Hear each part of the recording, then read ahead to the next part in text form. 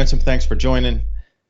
Because everything we're seeing right now seems to indicate August and July are going to be some dicey months along with October. So I keep getting messages, you better step up your game faster. And I was like, okay, I thought I was going pretty fast, but I guess not. I want to stay positive because, it seems like we're going from crisis to crisis, more like heavier, powerful message and narrative to the next one, to the next crisis is heavy and more powerful and heavy and more powerful. And it's just a cycle of never ending. Where's the breathing room, Ransom? We need oxygen in a rainforest to set us free with bare feet.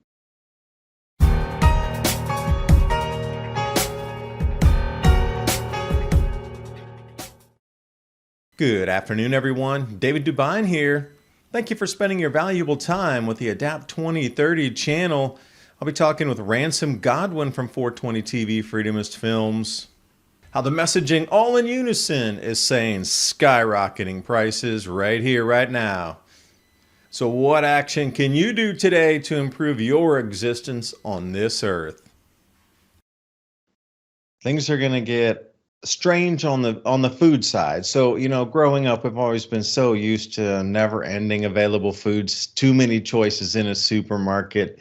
Never had lived through a shortage in the U.S. Like, regionally maybe for a hurricane, but I'm not talking about the full U.S. You're starting to see more stories in the news about food.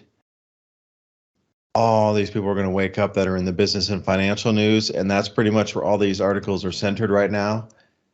That, financial news of the International Monetary Fund, the World Bank, World Economic Forum, and Bank for International Settlements all in unison say we're going into food shortages in October.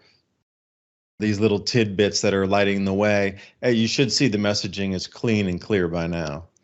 Whether it's a gaffe or an on-purpose gaffe, it's here, it's now, and to look at it that way, I'm just consciousness having this human experience right now reframes everything into just a different way to feel about what all is happening. I almost become just an observer at 60,000 feet above it all, just with that very one statement.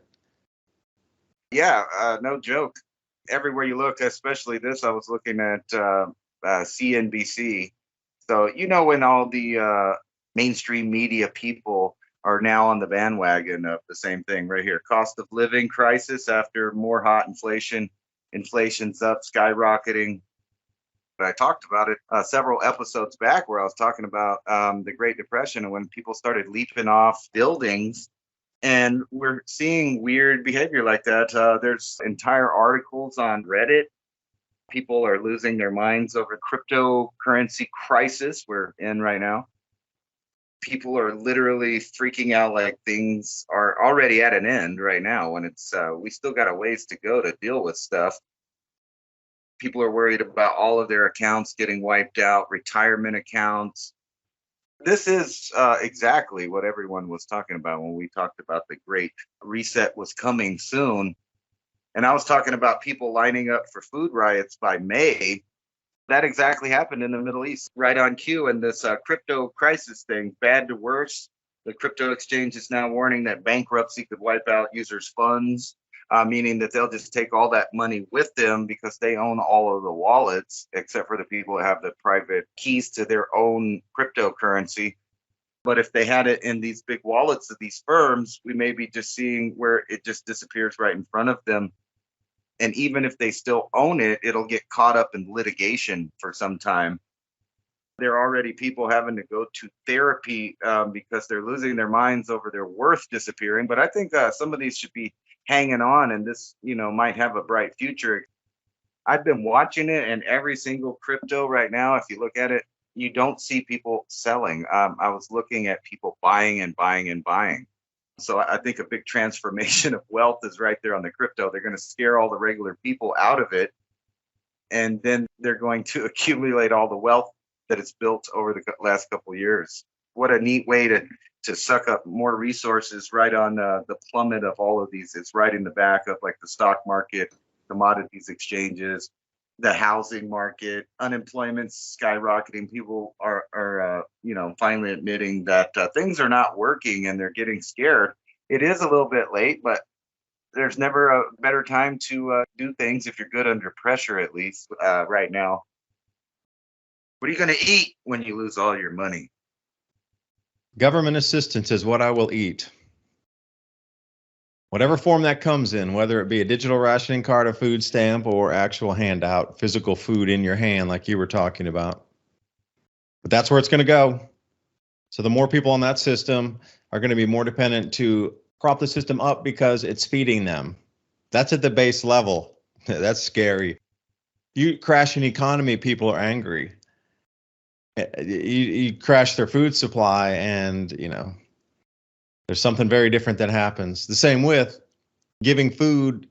They're going to defend that system to the 100 times more than if they were just defending it because of economics or a job or economy or whatever.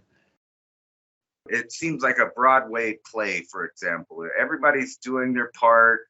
They're saying the right things at the right times. They're really snowball affecting this fear from the financial to the food to looming this threat of actual World War III, because they're not letting go of this.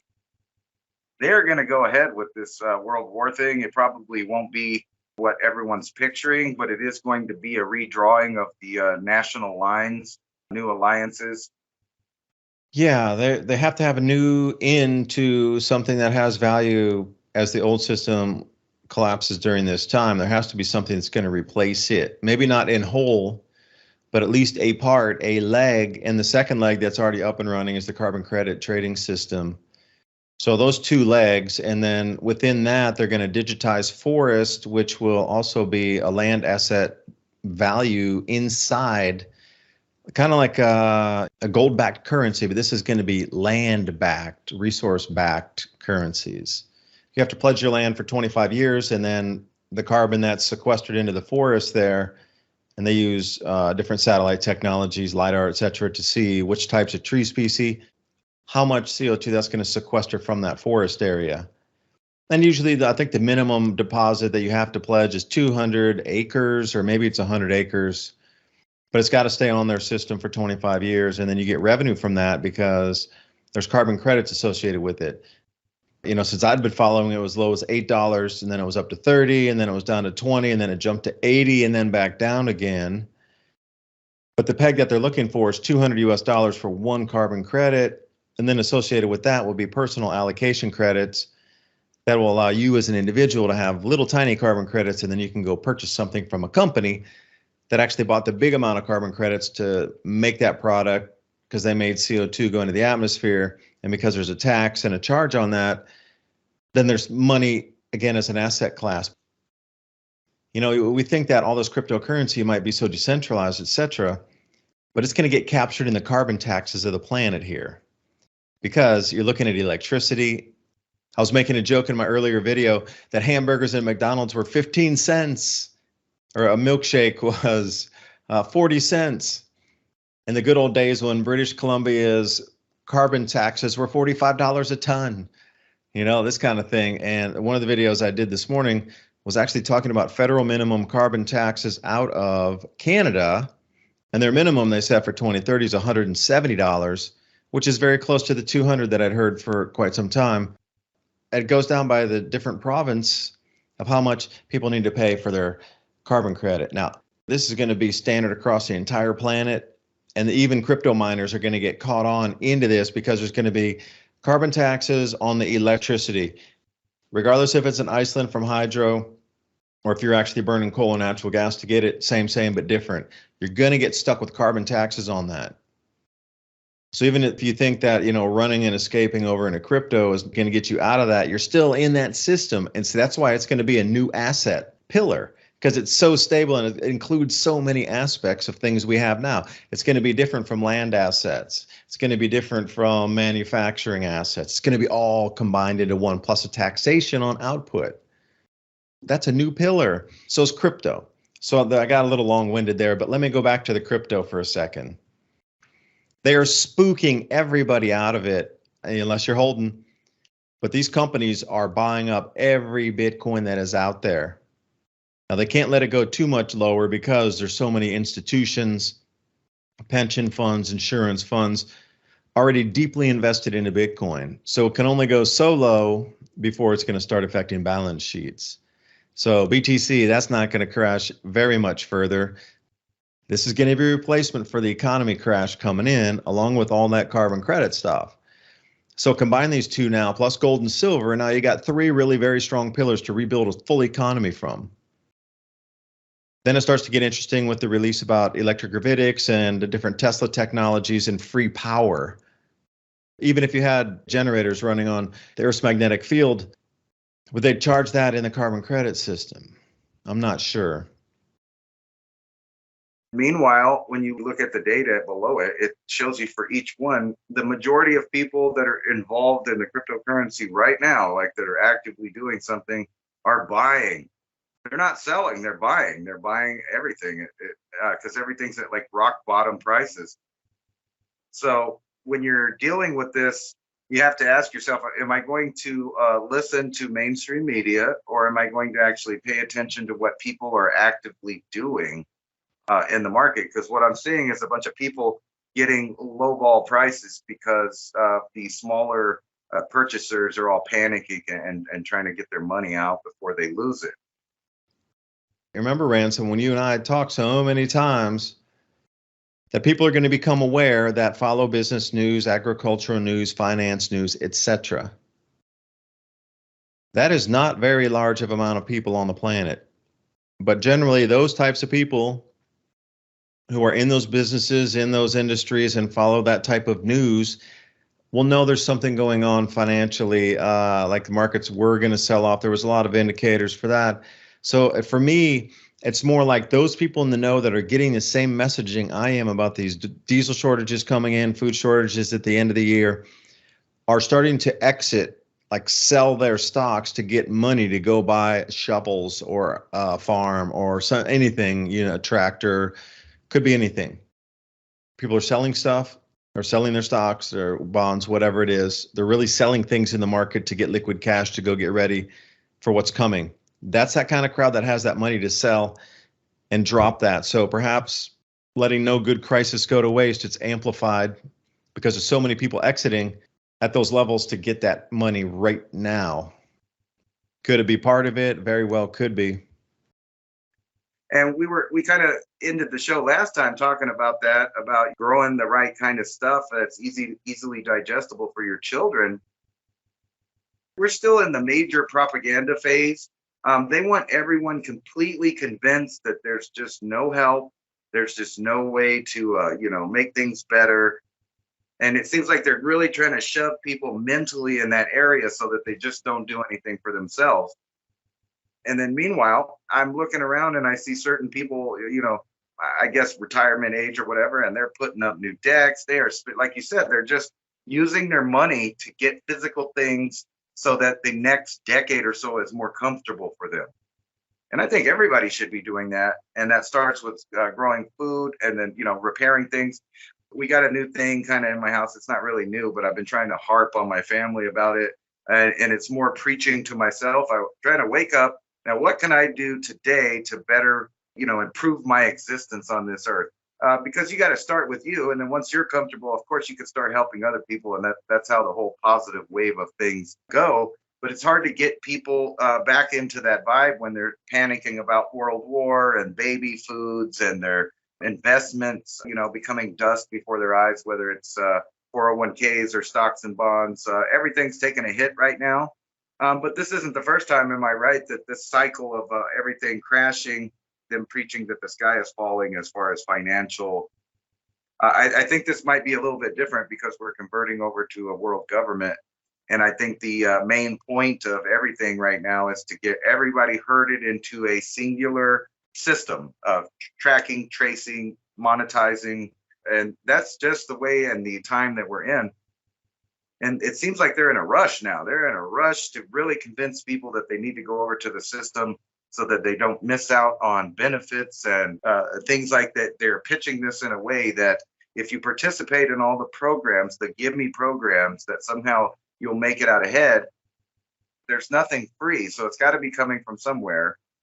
People just don't get that. So you can't have a bunch of people trying to get free at the same time as things are collapsing. It just doesn't make sense. We're definitely going into that time. I think before long, you're going to start seeing evidence of people losing their minds. And I don't just mean because they lost millions of dollars or hundreds of thousands of dollars in crypto, but really worried about not making payments on their home, becoming homeless with their family. And then they just add these little things like the baby food. It's just straws that break the camel's back, or the last little bit of stress that makes people go over the edge. And then wait for the pharmaceutical shortages to come this year. And what I mean by that is not stuff that you would think of like antibiotics and stuff. That'll come later. I mean a shortage in all of these SSRI reuptake inhibitors, mood altering, mind altering substances that 40+% of our population is on. And then people are going to not be in their right minds, and we're just going to see bizarre things happening. Distraction in the public while they're redistributing the wealth into a global scheme that they've been trying to attain for so long. Let me add another one. Could possibly be there to tip the apple cart over.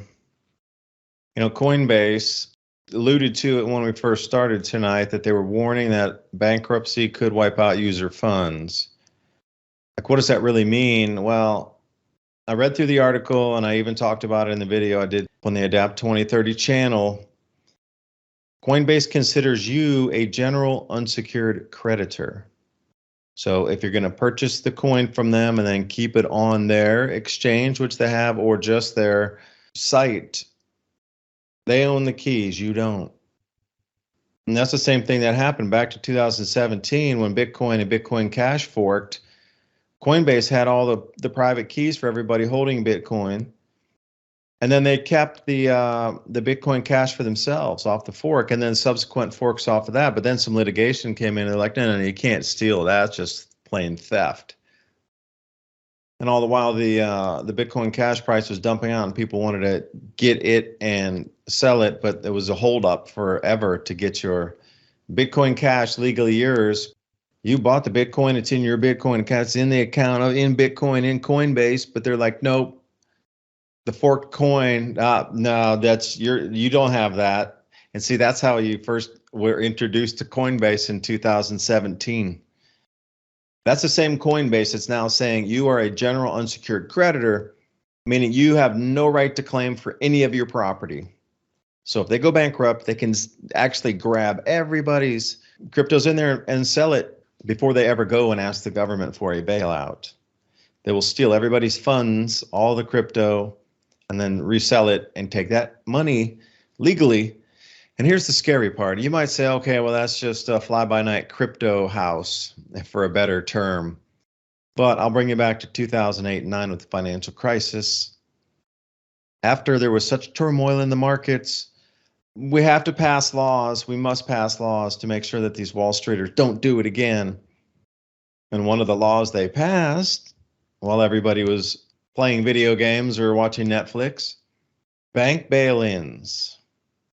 Now, see, the banks use their money from their unsecured creditors, including depositors and bondholders, to pay off if they go bankrupt. Now, I'm seeing it in two places. That's every U.S. bank has that same law. The money is the banks. They can choose to give it back to you or not. It's the same in Coinbase. They can choose to give you your crypto or not and send it out. When you send that transaction, it's the same verbiage that's used, unsecured creditor. So, Coinbase, you would expect that. It's crypto. I think from what I've seen for years now, it's just tread at your own caution on that one. But for every bank in America to use the same unsecured creditor, knowing that your bank, it works now and they are giving you the money back.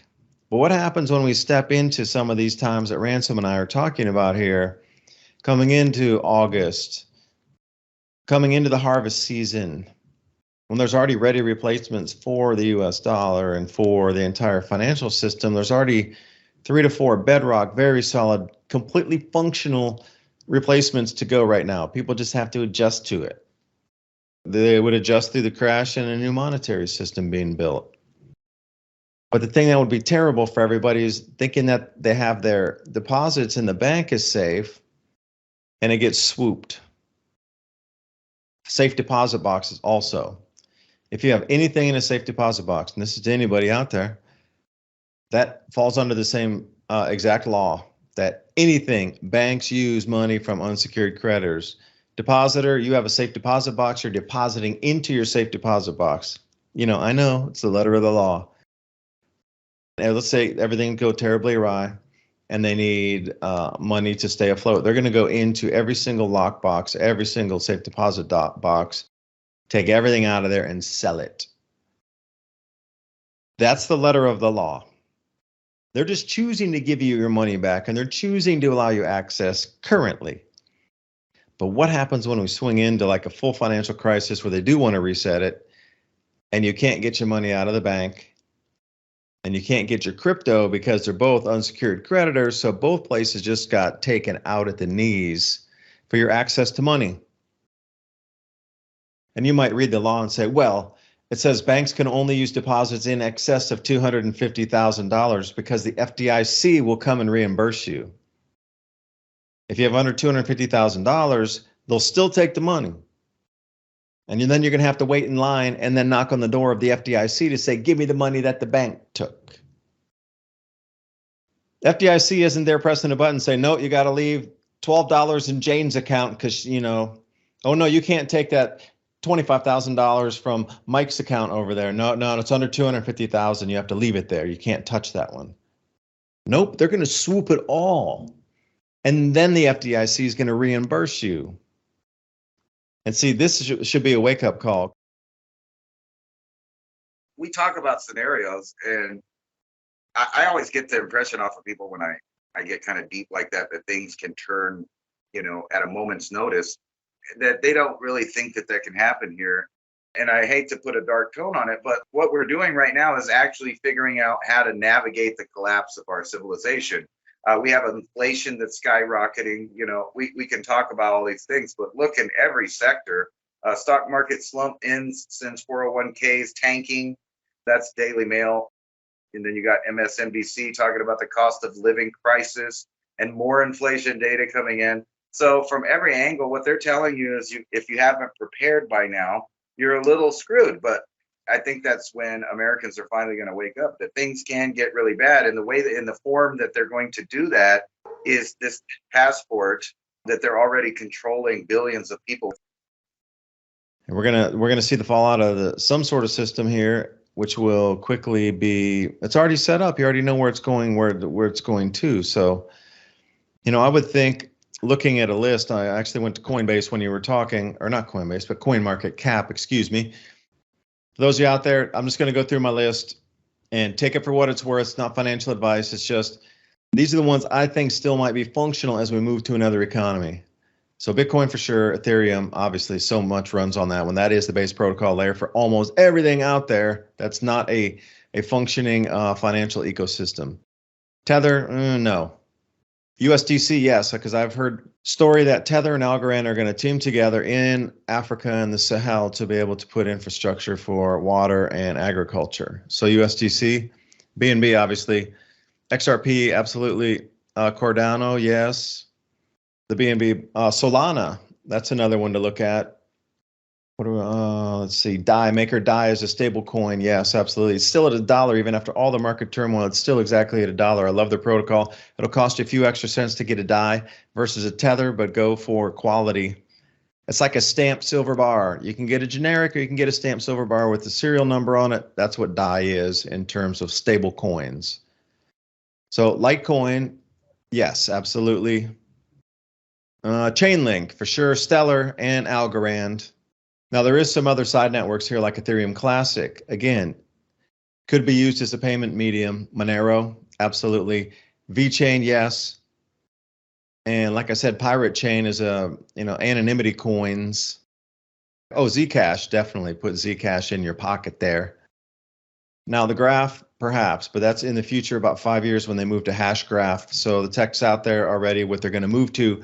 So just put it in perspective also, Hashgraph is where they're moving to after blockchain. And I didn't say cryptocurrency, I said blockchain. So Hashgraph is what they'd anticipated to move to using blockchain as an interim step. I don't really see much else that I thought would make it through the transition here. And since we're getting further down, Decreed as well. That's another one. Oh, it's still 31 bucks. But anyway, those are my, out of the top 100 coins that I see, maybe Year in Finance also. Oh, NEM would be as well. And Quantum, but that's sort of a Chinese thing. But that's pretty much it that I think would survive. And that was scrolling through the top 100 coins off a coin market cap that I personally have seen or feel that might make it through the transition, looking at it from a different lens. I think on Drudge it said 200 billion disappeared in one day, but it didn't really disappear. It just lost value temporarily. Am I right in thinking that? You know, what you're seeing on these listings here of like Coin Market Cap, and there's quite a few others, different services, just a price listing. That only shows the volume that went through an exchange. That didn't show over-the-counter orders. And that's mainly where these big corporations are buying and swooping up. Everything that's being sold right now is called OTC, over-the-counter. Like that's where they actually know, obviously they got the money. They're the ones who all started the exchanges. There's people with big money that go directly to an exchange and say, I want 300 Bitcoin. I'll take $1 million of Bitcoin right now and just serve it to me.